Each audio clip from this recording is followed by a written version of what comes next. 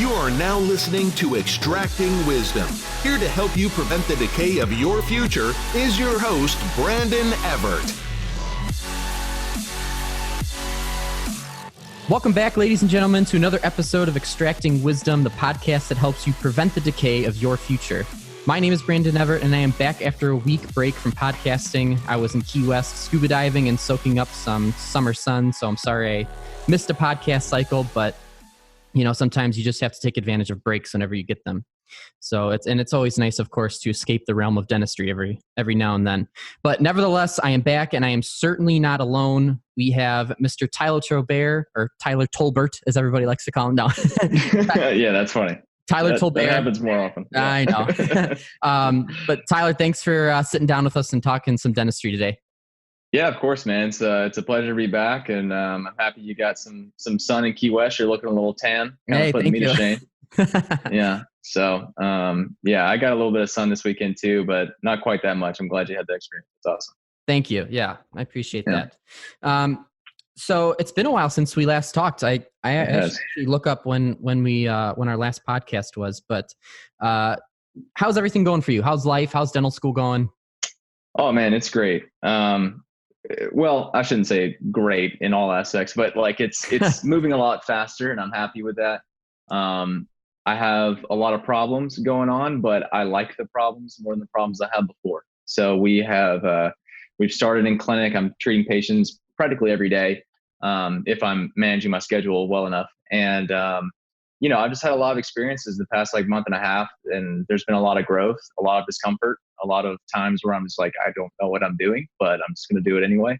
And I think it's been really valuable. I'm starting to, feel like I'm taking these steps towards, where I want to be in the future, towards my vision. And, I'm really happy about it. I've lost a lot of sleep, and, I'm a little worse for the wear, but yeah, I'm happy with it for sure. Good to hear you.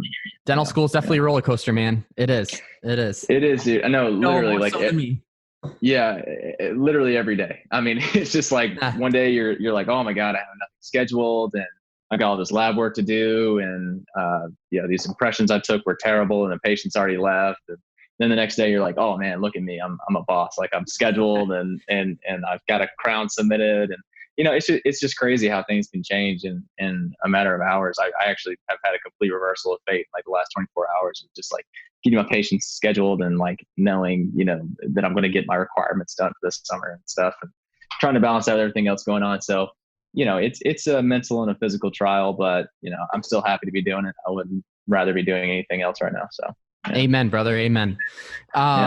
What would you say, since you're treating patients now on like a daily basis, what's the hardest part? Recently I think the hardest part has just been, getting people in the chair and sort of getting them to understand the modalities of being treated in a school environment.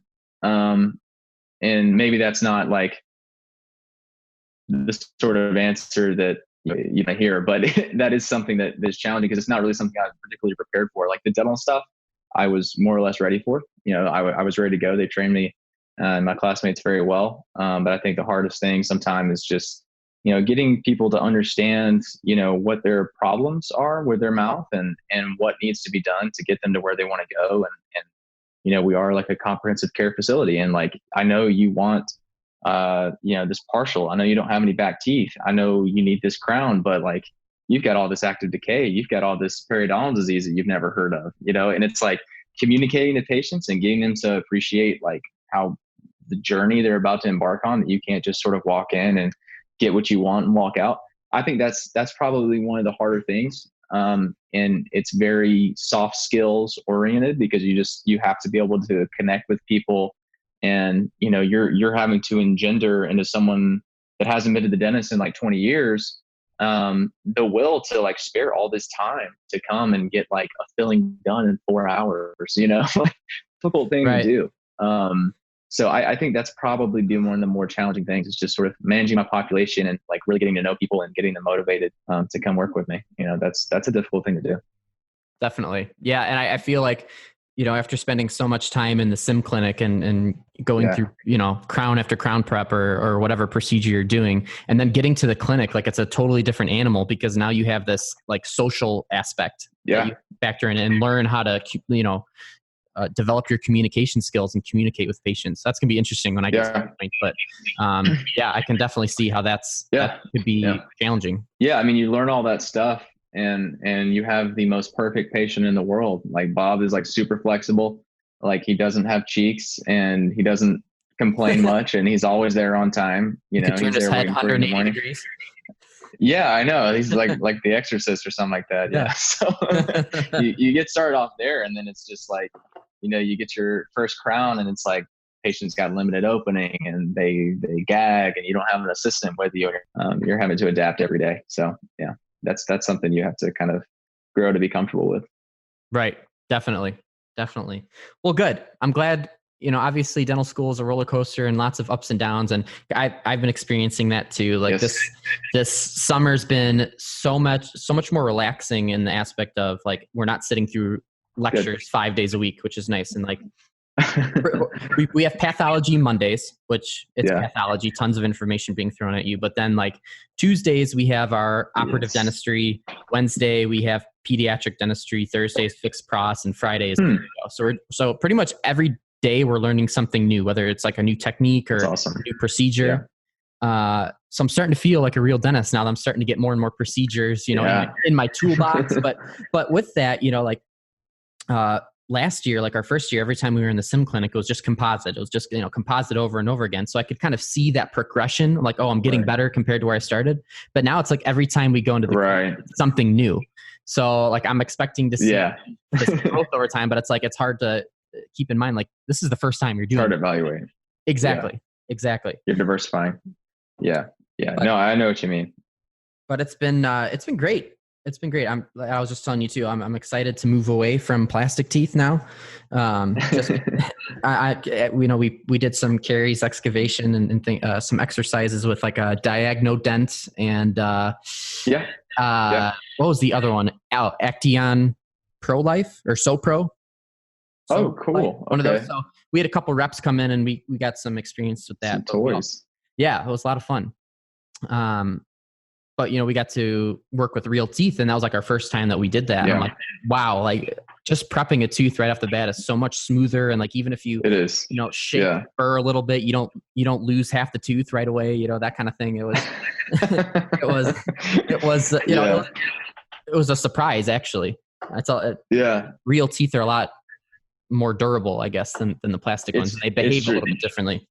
They're more forgiving. It's a double-edged sword though, because like when you're getting to work on a real tooth, the only issue is like there's also a person attached to that. So like, people have little tics and they'll do things that you don't expect people to do when they have a burr spinning in their mouth. Like I was like doing I was prepping out a tooth last week and my patient, I still don't understand what they were doing. I don't know if they were like waking up or something, but like for some reason they just like bit down. And like I've got like the burr like in their tooth, and they just like bite down. And fortunately, like I don't know if it's reflex or what, but I was able to like kind of slow it down, turn the burr a little bit, and it didn't do any damage. But I was like, whoa, like let's not do that. Yeah, that's nuts. That's a bad idea. Where's that bite block? So it's a more dynamic environment. But you're absolutely right. Like treating real teeth is definitely more forgiving, and you get kind of you kind of appreciate that you start on plastic teeth and they're a lot harder on you. It's sort of like I learned guitar like so long ago. I don't even remember how old I was, but I started on like this $20 guitar that had like really high action, if you know what that means, but like you have to press like really hard to like make a note and your fingers get like super calloused and a lot stronger. And then like you pick up an electric guitar for the first time in your life, you're like, oh my God, like I never knew it could be this easy. But if you learned on the electric guitar and then try to play an acoustic, you'd be totally inept. So I think it kind of works that way. It's cool. Did I ever tell you I was in a band when I was in high school? You didn't. Are you about to upstage me right now? I'm not. No, I'm just saying I'm not about to upstage you at all. I'm just saying I play guitar too, so I speak. Oh, cool. Guitar That's too. Awesome. So yeah, that's awesome, man. Very good. Yeah. Very good.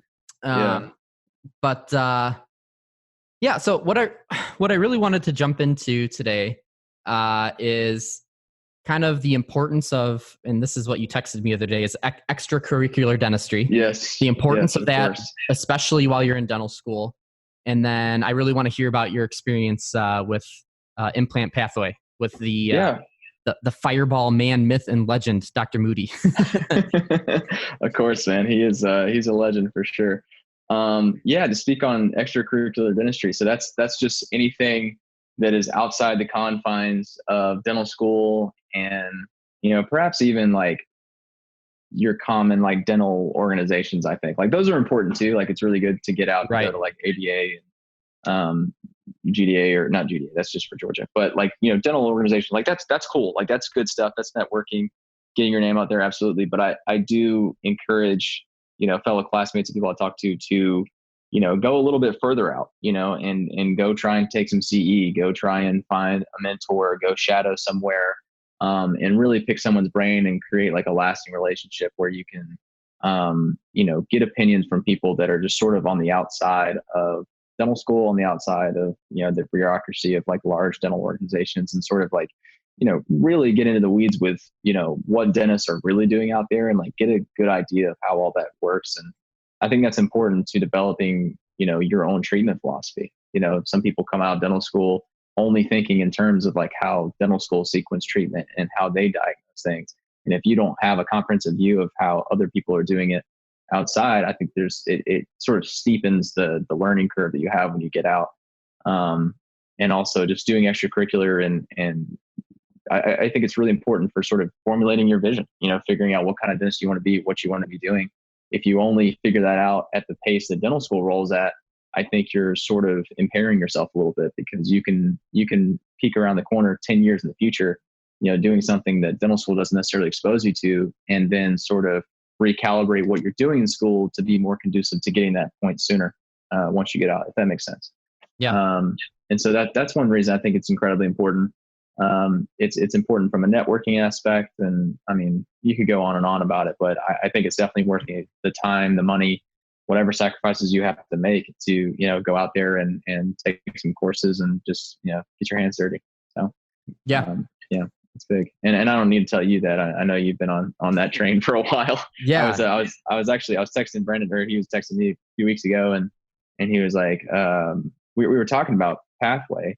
Right. And you asked me how I enjoyed session 2, and I was like, oh man, it was so great. I'm going to session 3 next month. And, when did you go? And you're like, oh, I already went. And I was like, oh my God, of course. Like I cannot get ahead of you to say my life. But, you know what? I had every intention of letting you go first, but get it through. But that's good. It was a Friday night, and I just came home from I went out to dinner with my girlfriend, and we were watching a movie, and it was like 10 p.m. and Dr. Moody texted me, and he's like, hey, I'm in Chicago. Come get a drink with me. And I'm like, no way. So I'm like, all right, well, I got to go at this point, of course. I don't get to see him often. And he's like, well, I'm teaching session 2 tomorrow if you want to come by and oh man. And I was like, awesome. What an opportunity. And, of course I'm forever grateful for everything Dr. Moody's done. It's incredible. But, so it just happened that he did session 2, and then about 3 weeks later, he came back and did session 3. So I don't know, just kind of lucked out. But yeah. I wish you had some Atlanta sessions, man. I've been on top of this long time. Yeah. I know. Well, and then session 3, which is crazy. And this is kind of the, just going back to extracurricular dentistry really quick, and how it's important, but it's interesting to see how faculty respond to students taking CE. Some of them are all for it's polarizing. Yeah. But I was trying to get out of it was a basic perio session on a Friday. Yeah. Like we were scaling and root planing, not even on each other, just like on our little Dentex, just learning different, like, I think we were going over Gracie's or something like that. And she's like, no, she's like, you need to be here. It's mandatory. Like, I'm going to mark you, you're going to lose points. And you have to do all this extra stuff for me if you're going to miss it.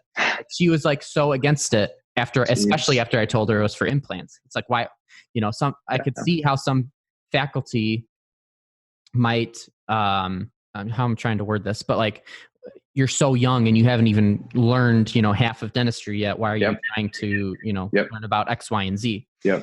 And, it's so important. Even if you don't even 100% know what's going on, even some of the stuff in Implant Pathway, Implant Pathway was actually the first time I sutured and learned how to suture, Mm-hmm. and that Mm-hmm. kind of thing. But when you come to those topics in dental school, or you're already, so far ahead of everybody else because you've been Right. exposed, especially like somebody like Dr. Moody, who's so high up in the world of implantology. Like, I can't wait. We have an implant course, I think, this fall, I think we start it. And like, I'm Are you teaching it? Yes, I'm going to be. I'm an adjunct professor now. No, but I'm excited, just not only to get a different viewpoint, but also to just to kind of share what I know and pick their brain about the way they think about things versus what I've learned. So yeah, and you're going to have higher level questions too. Like, you're going to be, you're going to be so much more informed, and yeah, that's huge. Like, you're going to be able to get more out of that class because you already know what the end looks like. You know what I mean? Exactly. And I just think that's so huge. Like, I love that you said it. Is like, people when you get that kind of friction where they're like, you're so young, like you don't even know what a Gracie is, and you're trying to learn implants. Right. And it's like the Stephen Covey thing, it's beginning with the end in mind. Like, how can you take full advantage of the journey when you don't know where it's headed? Like, you have to know what things look like on the other end and work your way backwards, I think. Right. And it's not like, I don't know. I just think that, any treatment modality that is viable and ethical out there should not get friction from faculty, and they shouldn't be, I don't know, maybe there's like this connotation that, if you go and learn all this stuff about implants, you're not going to try and save teeth, Right. Cause I had to ask off, an endo rotation so I could go to Implant Pathway. I had to switch with another person. And I was really worried to tell them that I was going to Implant Pathway, because they might be like, oh, so you want to learn how to just yank teeth and replace them with implants, right? But it was totally contrary. Like, I was super surprised. They were like, oh my God, that's amazing. Like, see, it's everybody has their own opinion about it. I don't understand the mentality, Right. There are a lot of people that just don't really like to see precocious students. I don't know if they just think that, we're going to be tainted or something. Like, we're going to know too much. I don't get it, but I don't know. And it's not to knock any of my faculty or anything like that, but it's just like, it's CE is so valuable, especially if we're taking advantage of it at like our age and at our stage of, our career, because like, we're going to hit the ground running as soon as we graduate. We're going to be ready to do these things or be further along than other students. So it's just so important, and whatever you're interested in, especially like the business side of dentistry, we'll get a class about it. I think we had one lecture about insurance, but like, I really, as like a future practice owner, I really want to own my own practice. I want to know the ins and outs of everything and like how to advertise, what's effective, and you could go on and on. So, and you don't get that in dental school. So you got to go to podcasts, you got to go to CE events and all those things if you really want to learn the ins and outs. Yeah. And personally, I think that's kind of the way it should be. Honestly, I don't know if a lot of people would agree with that. I know a lot of people, want more business and finances and stuff to be taught in school. Right. I feel entirely opposite about that, because I don't think that, in some ways, like, dental school is not totally equipped to teach you all the things about modern dentistry, and I'm not like, that's not like a con against them. I understand that in that sort of environment, you teach fundamentals, you teach things that are going to last, that aren't going to be contradicted in 5 years, 10 years, because things develop very quickly. So I don't think that's a problem, but I'm just saying, if they don't even necessarily teach you dentistry up to the standard that it's done in private practice, and you already, like, you have to come out there and make a lot of adjustments and adapt, how can you expect them to teach you business and finances? Like, this isn't business school, this is dental school. Like, you really want to get information from that environment. You want them sparing resources and demanding more of your time to teach you something that is probably not going to be that applicable when you get out. I totally disagree. That there's so many free and discounted resources out there for learning business. I mean, business is nothing new. Dentistry is a baby compared to business. Business is a very old profession. Right. There's a lot of information out there about how to do business. Definitely. And I don't believe people should be demanding schools to start doing that and taking on that responsibility. I think there's plenty of resources out there for people to spare their time. I mean, there's podcasts. I mean, good Lord. I mean, you can sit there and listen to a podcast while you're in lab. I mean, how much easier can it be? Right. Exactly. I mean, it's still tough to really learn how to run a business. I don't feel 100% confident I could do it. right now. I know I couldn't. I know I'd still be adapting a lot, but that's not because school didn't teach me. It's because I, still have to spare more time to learn more and find more mentors and learn more things that way. And everyone can do that. That's not inaccessible to anybody. Absolutely. Absolutely. So that's been that, but yeah. So tell me about, I really want to know now, Implant Pathway. How'd it go? What did you think of session 2? Yes, of course. Dude, it was so awesome. I mean, it was honestly like, it was hard to be present at times because I would just want to sit back and be like, how did I even get in this situation at all? Like, how am I this fortunate? Tell everybody how you got here by attending a CE event.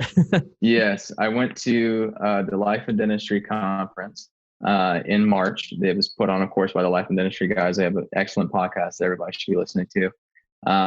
And they do a sort of sweepstakes every year.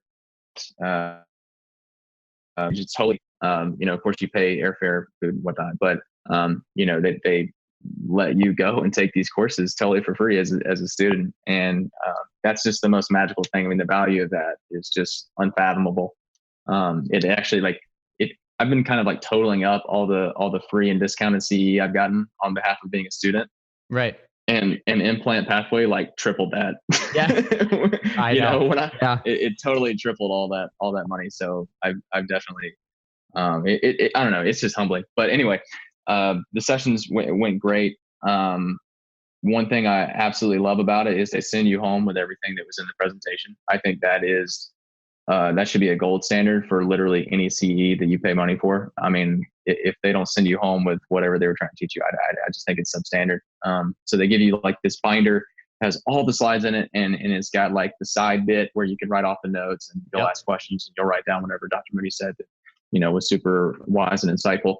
And, you take that home with you, you can study it later. So you're able to be more present in the moment. And the lectures were great. They were very succinct, very, easy to understand.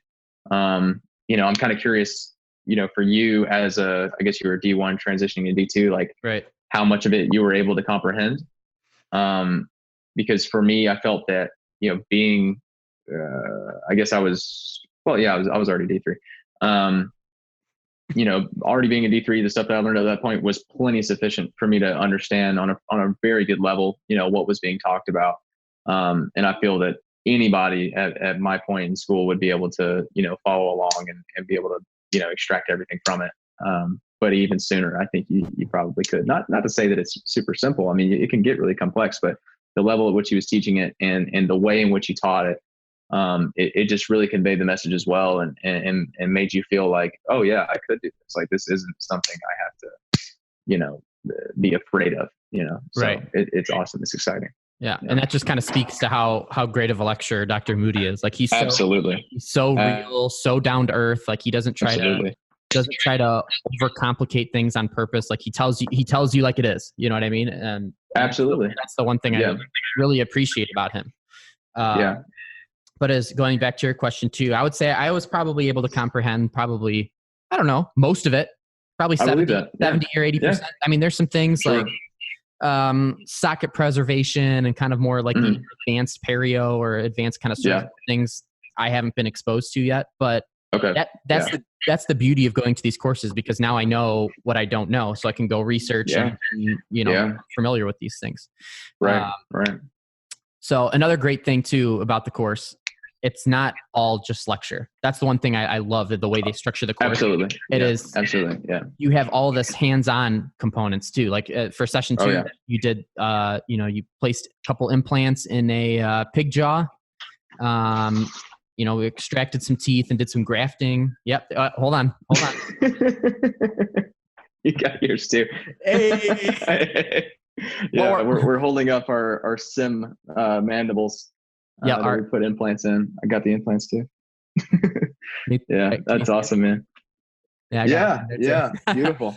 But gorgeous. That is so cool. So for those who didn't see that too, little edentulous mandible that we were able to, and it has simulated gingiva on it, so you were able to make your incision and place the implants in there. But that's the one thing that I love, is that you get to take all these things. And I have this little windowsill right in front of me, right behind my computer, that I have all these, I got the Life and Dentistry hat and koozie and, all these little things. Oh yeah. I've collected. And of course this is one of them, but that's the beauty of this class is you're not just sitting there. Like you get to learn about these things and then immediately go and do them, which is really cool. And, you have Dr. there accessible if you have any questions or, he's right there. No, that was awesome. The hands-on was really fun. They also had a piezoelectric machine. It was called like the Cube, I think. The Cube. Yeah. They had the Cube when you were there. I didn't get to use it, but I've done a lot of research because I know Dr. raves about it. It's awesome. Yeah, I did get to try it on their the SEM mandible or whatever, and it's pretty awesome. It's really cool. I'd like to see how that works out on a real patient. I hear that people have done it like without anesthesia and they've been able to extract teeth atraumatically, so that was really awesome. That's nuts. But yeah, we for the hands-on stuff, I had my good friend Aaron Fritsch was with me, and he's a senior at UT San Antonio, and he was able to kind of like coach me through some stuff because he's done a good bit of oral surgery. But there was actually an oral surgeon there that was like sitting across from me, so I was able to kind of watch how he would do it. And of course, he makes it look incredibly easy. He's done it many times, but it's really cool to like be amongst dentists that have been doing this a while. Many of them had actually already placed implants in their practice. They had just sort of ran into some complications and kind of wanted to scale back and learn things fundamentally and then go on through like the advanced curriculum and stuff. So you kind of get like a really broad range of experience with both implants and oral surgery in general. And you're just like working side by side with those people. It's really cool. It is. It is. Yeah. And also, I don't know if you probably did the contest where you extract the pig molar. Yeah. That has like 8 roots. I don't know how well you did with that, but oh my God, I got 7 out of the 8. Did you? Wow. Yeah. See, I did. My D1 self, I think I only got like 2. I cracked most of them off, but dude, I think I like the crown was pretty toast anyway, but yeah, I did get some roots out of there, but it was cool because like just the next week I had like my first full mouth extraction. I had to dentulate a patient to do dentures for them, and I felt a lot more comfortable going into it because like I pulled a tooth with 8 roots. Like this is nothing. This is only got like 4. So right. Yeah, so that was a cool exercise for sure. Awesome. Yeah. And you have session 3 scheduled or next week? Next week. Nice. Where at? Next week. Seattle. It's going right back to Seattle. Oh, Seattle. Okay.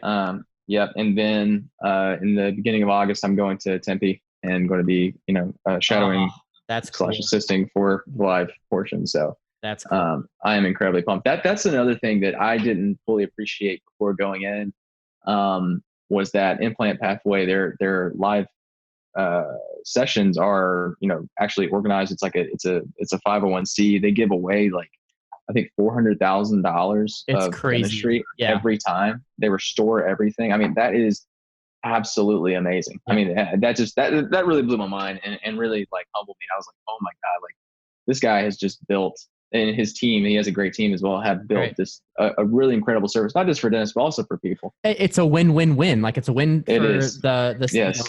Dr. Moody. It's a win for the doctors because they're getting the education that they want. And it's a win for, it's like the majority of patients are like U.S. veterans and people that are of dental. Yeah. But really the way it's structured is incredible. Yeah. I mean, you really see the value there. And I just think it's going to be amazing when I see it in person. I've been watching like videos and stuff. And of course they document all that. I'm just like, man, this is going to be sick. So it was kind of funny too, because I didn't even know you were at Implant Pathway until I was looking at my phone and it was like an Instagram notification. I was like, oh, Implant Pathway went live with a video. I'm like, oh, I'll just tune into this and watch it for that's right. Of course, there you were. It's kind of funny. I was like, oh, tell Tyler I said hi. Yeah. But that's you're gonna really like session 3. You get another model to take home. This is a guided surgery. Yep. So that's it's super cool. It's super cool. So, I mean, you really get to learn all aspects of implant dentistry. Like you get the session 2 is a lot of like freehand work with the edentulous mandible and stuff. And then you get to get some principles of like guided surgery, which is really cool. Yeah. Yeah, absolutely. Yeah. And that's the thing. I cannot wait till I start doing implants. It's just like a lot of people will seek to do these purely out of like, from the like the financial standpoint and the economics of Sure. dental implants. Yeah. It's great. And there's an incentive there. But the thing that I really like about implants, and obviously I haven't done them yet, but it's like the perfect blend of surgery, of like clinical skills and technology. Like you get cone beam, 3D imaging, designing guide. Absolutely. You know, it's That's just so like well put. Yeah. the perfect trifecta to not only benefit the patient, but it's like super cool and super interesting to do for the dentist as well. So I just, yeah. You kind of like, you get the fun parts of all those things. Right. Yeah, exactly. And, you know, I like getting a little blood on the gloves too. I think that's, I do too. I do too. Yeah. I've discovered that I do actually like a good bit of oral surgery. Like I was down in oral surgery and I was doing extractions and stuff. My buddy that is gunning to be an oral surgeon, I'm sure he will. He was like, "Hey man, you sure you don't want to do this?" And I was like, "No, I still don't want to do this, but this is pretty sweet." That's right. Like I could do this part and I could do the implant part. I like that a lot. I could see myself doing that. Yeah. You can do it in your own practice and not, I know. Go. I know. It's awesome. Yeah. And I think one of the things that really resonated with me is Dr. Moody was talking about, life-changing, like truly life-changing things that you can do in dentistry. Obviously like giving someone a smile they can be confident with is certainly a life-changing thing. But, in his opinion, and I can certainly see how it's true, is like being able to convert a denture to being implant retained and like, giving someone giving to someone a denture that actually like really functions and like stays in their mouth and allows them to eat and like not have this thing rattling around their mouth. Like that's something you can do that will bring people to tears, that will absolutely change people's lives.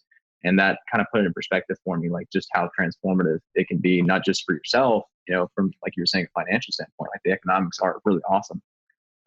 But in terms of, what you can give to your patients and just being able to offer a more comprehensive clinical suite, seeing those reactions in your own chair, like that's huge, man. I mean, I want it, I'm excited too.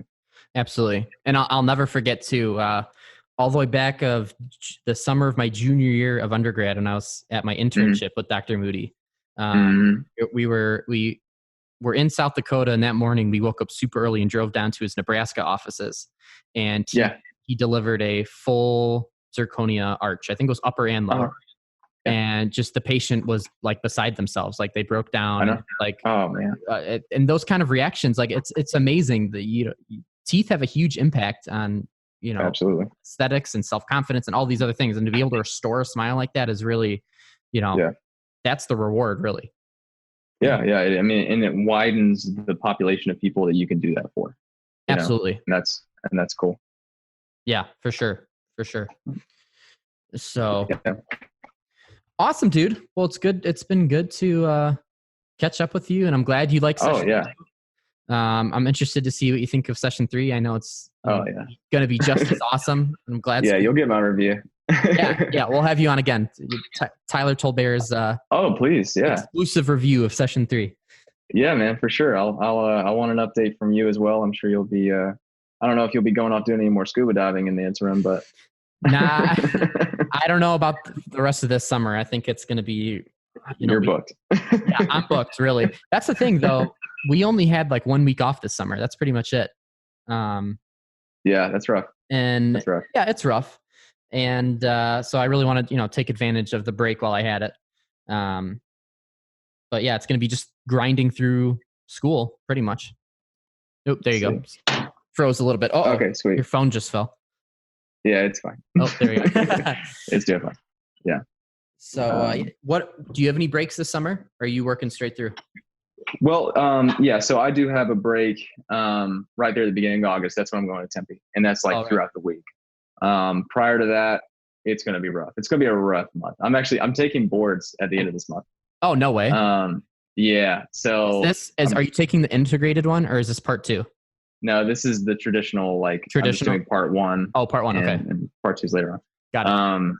And of course I'm going to Seattle next week, so I won't be studying during that time. So this is like this week and like this weekend, I'm kind of like, okay, this is kind of like the week before my test, So, and I am just getting my feet wet with it. So it's troubling. You'll be fine. You'll be fine. Yeah. I mean, I've talked to people that, I'm no savant, but I've talked to some people that have studied for like 4 or 5 days and they passed and stuff. So, I might be overestimating a little bit, but I'm definitely going to work hard and try and get ahead of that. Yeah, for sure. Yeah. Yeah. And so, but then right after that, I get to, go headlong back into extracurricular dentistry and remember why I'm doing this. And so it's good time. Yeah, absolutely. Are you going to go to Voices in January? Actually, I'm planning on it. I haven't booked, but I've been talking about going for like 3 years now, and I think the timing is right. Time to pull the trigger. So, yeah, you going? I assume you'll have your booth. Dude, if I can get a booth, I think that'd be cool. That'd be so cool. You can be my co-host for the weekend. Yeah, dude, for sure, man. I'll scooch on in, save me a seat. Yeah, absolutely. We'll do some live recordings, man. That's awesome. Yeah, I definitely want to go. I was talking to Richard Lowe from Share Practices, and he had, he was a kid in a candy store. He was so pumped throughout those few days, and it kind of inspired me. I was like, all right, I need to go. This is the time. So, yep. And of course, Arizona is like, specifically like Scottsdale is like the mecca of extracurricular dentistry. It's the podcast world. It's the CE world. So it's always good to go out there to the heartland and and just learn and be amongst those people. So yeah, I think this year's the year for sure. So I'll be looking into it. Yep. Awesome. No, that's good, because then I'll see you there, because I've been doing the same thing. Awesome. I remember hearing about it when I was an undergrad with all the podcasters talking about it and promoting it, and I just felt bad for not going. So this is the year, that's for sure. So as soon as they start advertising, Voices 2020, I'm gonna book everything. Yeah. Hopefully we can get some sweet student tickets. I'm starting to like. When I was a D1 and I would want to go to these things, I'm like, oh man, like I'm a D1. They're going to hear that. They're going to be like, oh man, like you're getting ahead of you're so far ahead of the game. Like, come on, dude, you can come for free. And now, like I'm almost getting to the point, like I'm going to be a dentist soon. Those things are going to go away. And they're like, oh yeah, that'll be, a lot of money. Yeah. I was like, no, I don't want that. I'm not ready. I like being the young gun, man. It's those days are numbered. So gotta take advantage of it while you can, for sure. That's right. Really, that's the moral of the story here with this podcast. Is now's the time. Now is the time. Take advantage of CE. Implant pathway is awesome. So if you can get the chance to definitely do so. And just, I always tell everybody this is kind of like becoming my tagline, but like totally immerse yourself, especially while you're in dental school. Immerse yourself into the field of dentistry. Learn everything you can, as much as you can. Live it. Yep. Live it, breathe it. Yeah. Because that way, you're just going to be better off. I could talk on and on about this, but like, you're going to be better off, and you're going to be that much better of a dentist than if you were just to rely on your, dental school education. And dental school education is great, but it's not everything. So, yeah. And I think that it helps with burnout. Like you'd think that going and doing those things would like wear you down a lot faster, but I think it's quite the contrary, because you're able to step back, realize the significance of it all, what you'll be able to do one day and how rewarding it can be for yourself, your patients, everyone associated with you. And like it reinvigorates you, because if you're just in that dental school grind all the time, like that's how you get worn down. That's how you get disenchanted. That's how you forget why you got there.